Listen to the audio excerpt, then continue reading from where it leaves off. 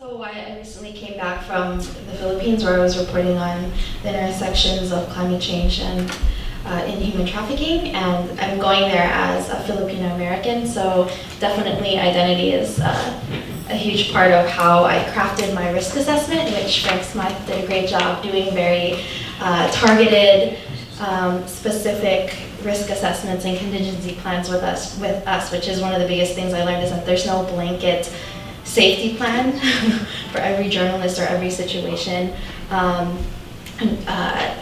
It depends on where you are and who you are. And I think for me, as we were crafting that risk assessment, I kind of look at my my security on 3 different levels. Myself, just as a journalist, reporting in places where there's a lot of, I wasn't in a conflict zone, but I was in red light districts, which pose their own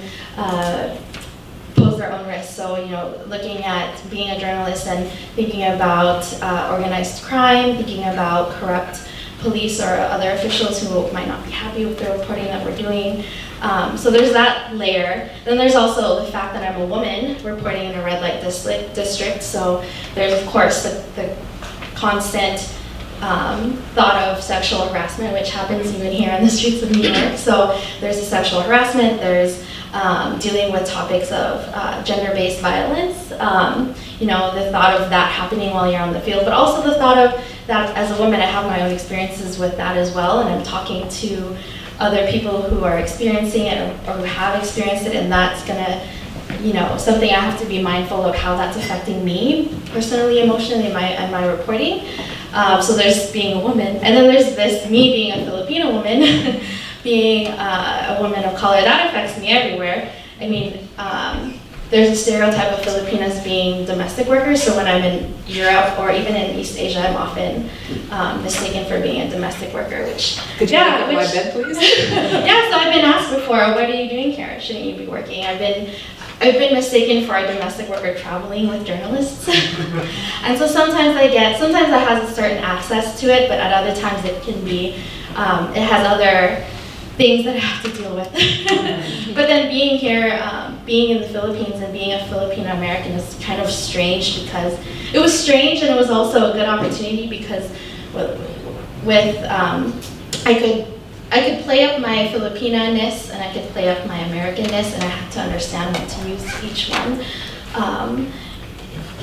I was working in a team with 2 other reporters who are also Filipino, and were actually much stronger on the ground than me because they're based in the Philippines. I was only born there. But we were at times mistaken for the girls who work in the bars. That was one thing that happened.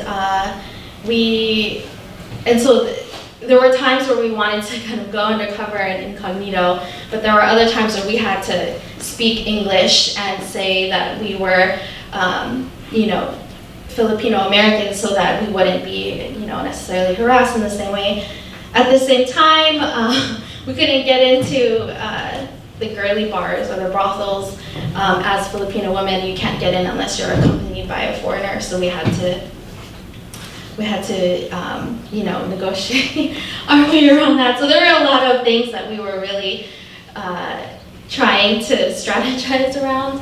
I think, though, I felt very well prepared. GroundTruth really, I think, invested in me as a reporter, but also invested in my security and safety. And I haven't had to report in natural disasters yet or epidemics, but Frank and his security training, I've already received training for that. And I came in with a really strong risk assessment. But at the end of the day, really, a lot of it was thinking on the ground, and a lot of it was relying on the local knowledge of both the other colleagues that I was working with, and also just the people who were there, right? Because even Filipino journalists are not Filipino women working in brothels. So we actually, one of the best things we did is one of the other reporters I was working with knew a girl who worked in a similar kind of bar, and we just had dinner with her and asked her, what should we do? How should we go into this place? And prior to our conversation with her, we had this thought of, we'll just go in and try and blend in with other girls, and she told us, no, you can't do that. One, if you go and doing that, they're gonna know right away that you're not from them. And then second, they'll see you as a threat, as someone who's taking away business from them. So we had to rethink our entire, our, not disguises, but our, we had to rethink the way that we were gonna enter. And so I think without her, we wouldn't have gotten the access that we ended up getting. Without myself, without working with the colleagues who were based in the Philippines, I wouldn't have gotten the access that I would have gotten and stayed safe, because they know the place really well, and they don't like some foreigner coming in and telling them how to be safe. So I had to really listen to others. That's what I've learned.